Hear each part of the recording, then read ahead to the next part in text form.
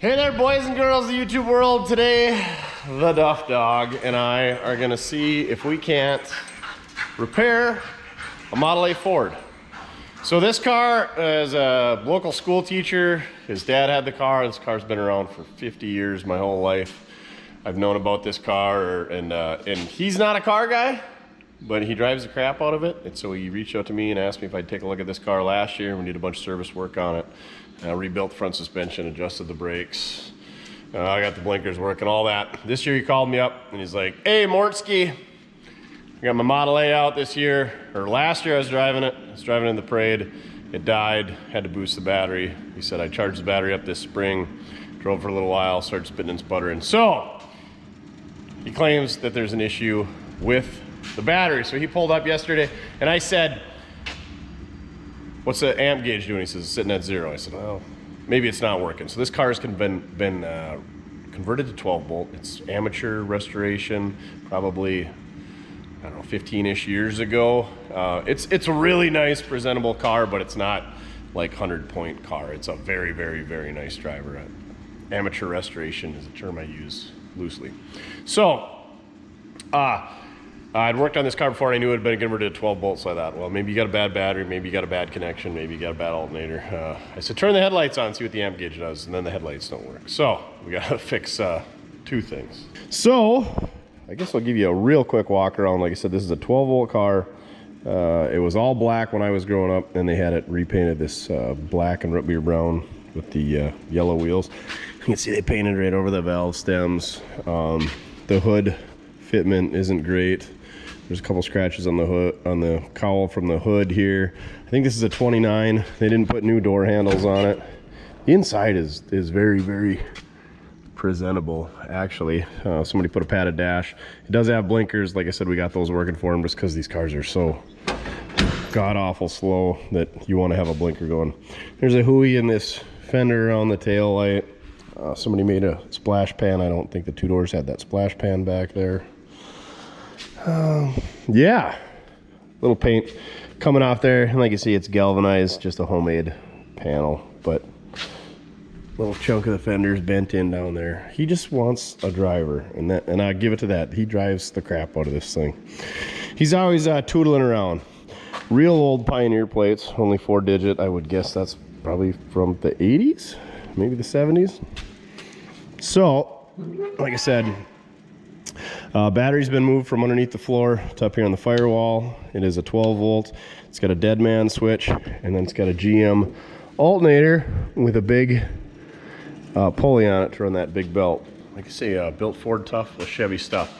First thing we're gonna do, we're gonna test that battery and verify that battery's bad, and then we're gonna take a voltmeter and we're gonna hook it up and see if the alternator's charging, because you always want to verify the customer complaint. If they bring it in and says it's not charging, you put a new alternator on it and it doesn't fix it because it was actually charging or whatever, then that's on you. You're going to eat a bunch of labor and parts if you do that. So verify the customer complaint, first step.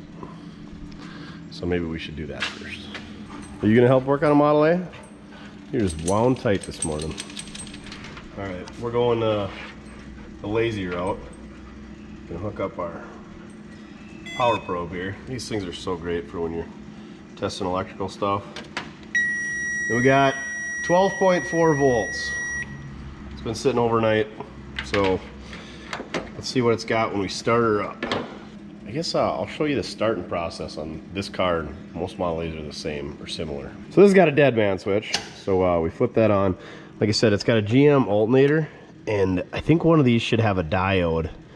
So maybe that's why they got this dead man switch in here, is because they don't have a diode. Anyway, I feel like one of these is the excite wire and one's, I don't know what they call them, but I think you need a diode in one of those. But hey, it wasn't on the list. It's been working like this for 30 years, so we're gonna leave it. Once you've wrestled your obesity in here, you make sure the park brake's on. Make sure she's in neutral. Got an add-on oil gauge. Give her a little bit of, or give her choke. I usually just choke it for about a full revolution or two. We gotta turn our fuel on, turn our key on. This key should pop out. This is an aftermarket gauge. Looks like 75,000 miles on this hot rod. Starter button's down there. throttle's down there, so crank her over and give her a little gas. Popped right off, so we'll turn the fuel back off, or the choke. Just like that. Bump our idle up a little bit. She's purring like a kitten. So our belt is turning. It's kind of loose, and engine's kind of not running. Let me fire it up again. Ooh, that could be part of it. Let's snug that up first.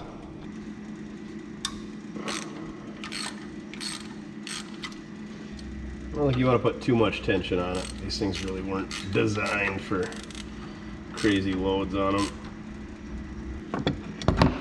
That's a little better.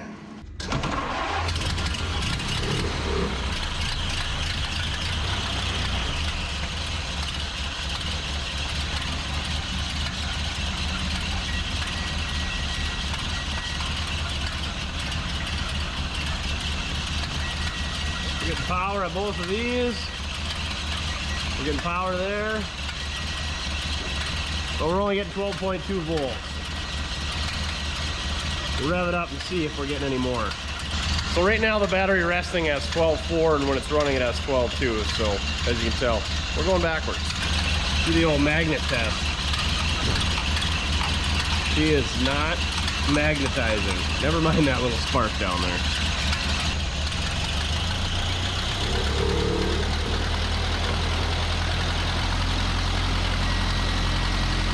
Still 12.2.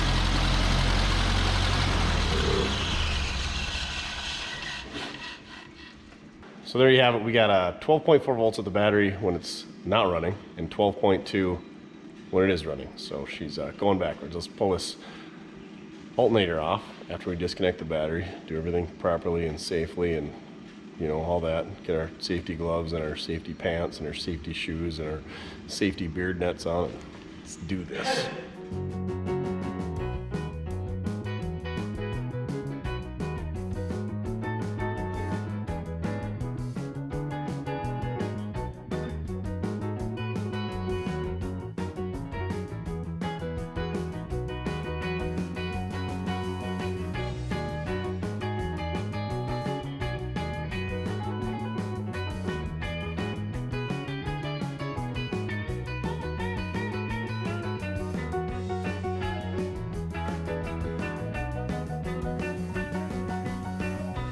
See how these are insulated? Yep. You want them in the same place that they are, and then that's your ground. Okay. And there's no real good way of checking out your regulator except to replace it. So those rectifiers don't ever go bad. Rarely. They're like a coil.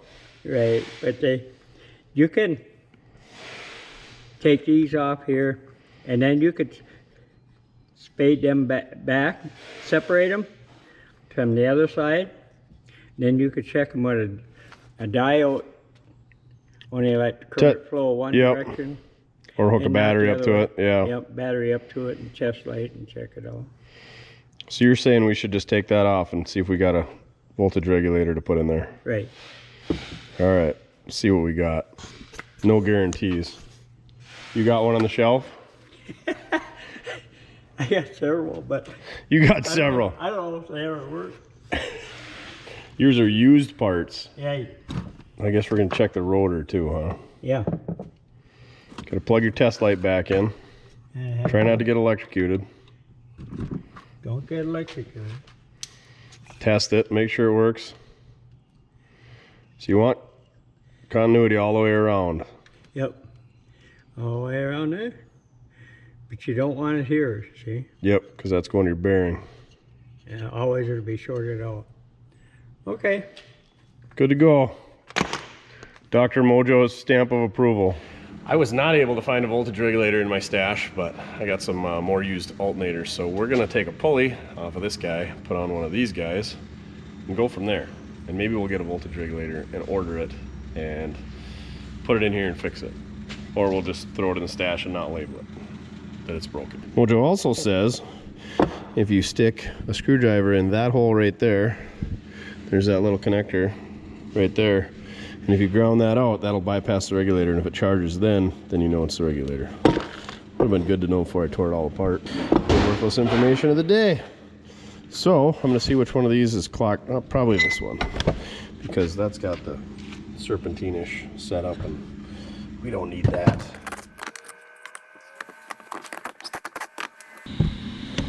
Now we just gotta cross our fingers and hope everything's the same. Not looking good. Looking different there already. I'm just gonna put that back together. It's got a different housing and shaft, all that stuff. We got options though. Well, let's try number 2 here. This one looks nice and shiny and rebuilt. I think it even had a rebuild tag. Yep, sure enough. Oh, the son of a gun. Just that easy. Alright, now let's just bolt this guy on there and let's see if it charges. Well, like everything, that turned into a barrel of monkeys. God, remember that game as a kid? Lakeside barrel of monkeys is a barrel of fun. So, this mounting tab here had this little casting here that was ground off to clear the way it was mounted, so I had to ground that off, and then I had to reclock ours, and in the process I learned that I have very big fingers and it's hard to push those things in there. Anyway, it's all together now. So, battery's hooked up. Let's turn the switch on and see if she charges.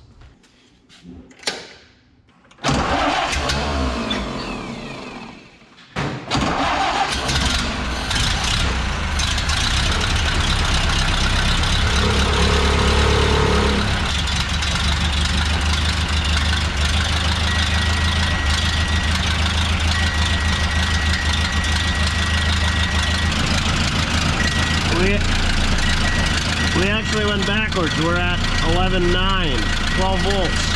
Let's give her the magnet test. It's holding that wrench there, so it's charging a little. Also, check out this amp gauge. She's working. She's sitting at about 0, but we give her some gas. She jumps right up to 10 amps. Let's bump up the idle a bit and see what it's doing. There, we're getting 13.5 volts. Almost 14.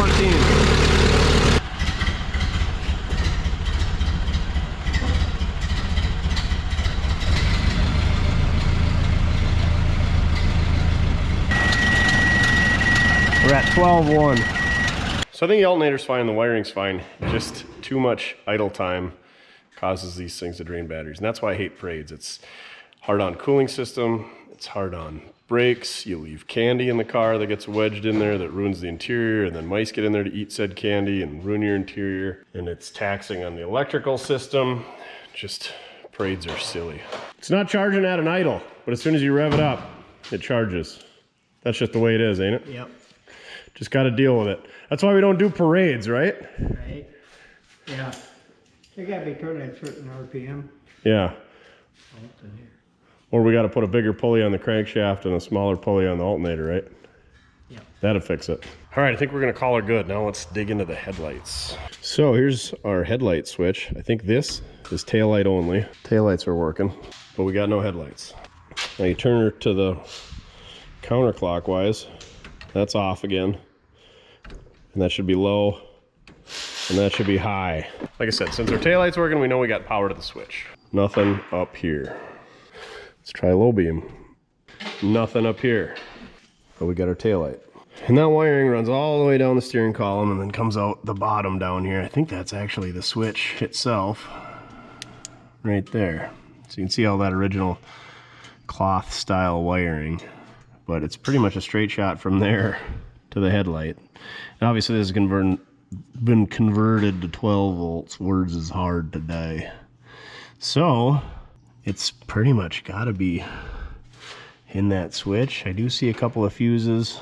We can check those inline ones or check some of these splices, but that looks like it's a flasher, so I'm guessing that's for the turn signals, and I'm guessing that fuse is for that as well.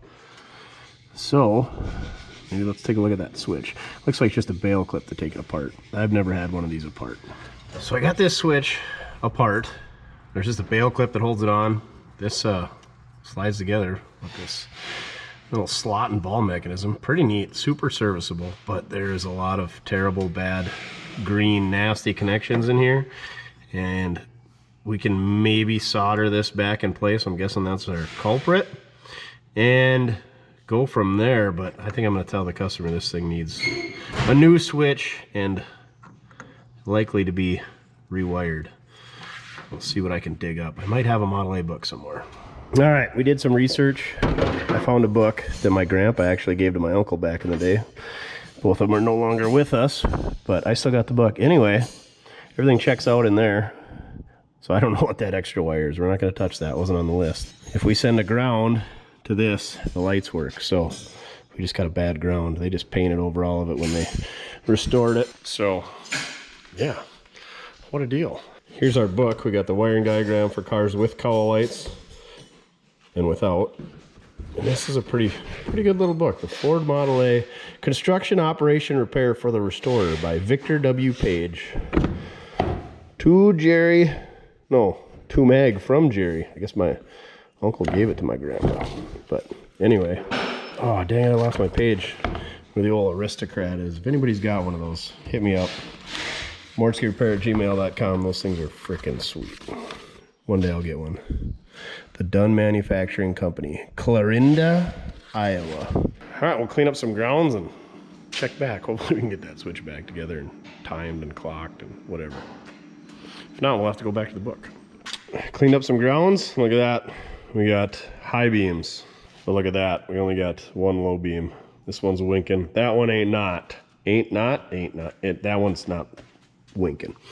We sent power and ground to this white wire, which actually goes to the back of the car. So maybe that was for a second tail light or who knows what. It doesn't change that headlight bulb. So we're going to pull that out and we're going to prod around in there and see if we got power to it. It's probably a bad bulb. That's what Duff told me. And he's pretty good at the old electrical. So hopefully we got a bulb on hand for that. And we get that swapped out. And then we'll ready to send this back down the road. All right, we got all the lights working on here. We found a bad ground, and then we also found a bad connection. These things got like a bullet connector inside of the headlight. So got that all cleaned up. These things are converted to 12 volt, but it's just a bulb. So you got your trim ring. There's a little clip down here that you actually just pop off by hand, and then we got the lens behind it, and then you take the bucket out. That bucket holds the park light bulb, and then we take that, well, you gotta take the bulb out for the headlights, and then that bucket comes out and all the connections are behind it. And you pretty much need no tools. So these things were built to be worked on. I think these are the old dual lamps. No, the 2-light headlamp as opposed to the single light originals. But hey, you can see the all nickel plate, and these things, seen a few people leaning on them over the years. More so this one on the passenger side. All right, I think that's gonna wrap it up. Hopefully take this thing for a test drive and we'll see how she works. Looks like somebody else is working on lights over here as well. Might have to have him move out of the way. He loves the blueser. Also, bad ground. When you turn the blinker on this, it makes the temp gauge and the fuel gauge go ew, ew. Not anymore. Fixed it? Yeah. You got a bundle of 194 bulbs somewhere? You need some 194 bulbs? Ooh, we're gonna have dash lights too. A little rich. Shin's gonna be so gracious to sneak out of the way. Backup lights even work. Terrible exhaust leak. And we're gonna go for a ride in this thing. All right, hopefully she lights right off. Turn the fuel on. Choke. Neutral. Park brake off. Key on. There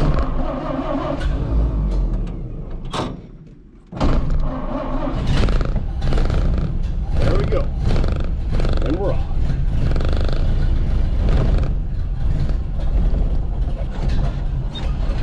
Oh.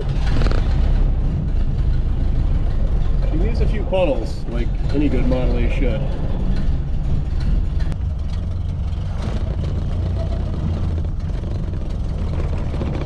Take Duff for a ride, but he's out hunting something. But it's also a customer car, so we don't know if they approve of dogs or dog hair in their car, so we won't do it.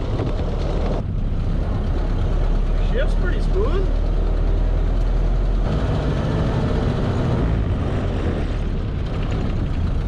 It's charging. It's got a whopping 5.7 pounds of oil pressure. 5/8 tank of fuel. No speedo though.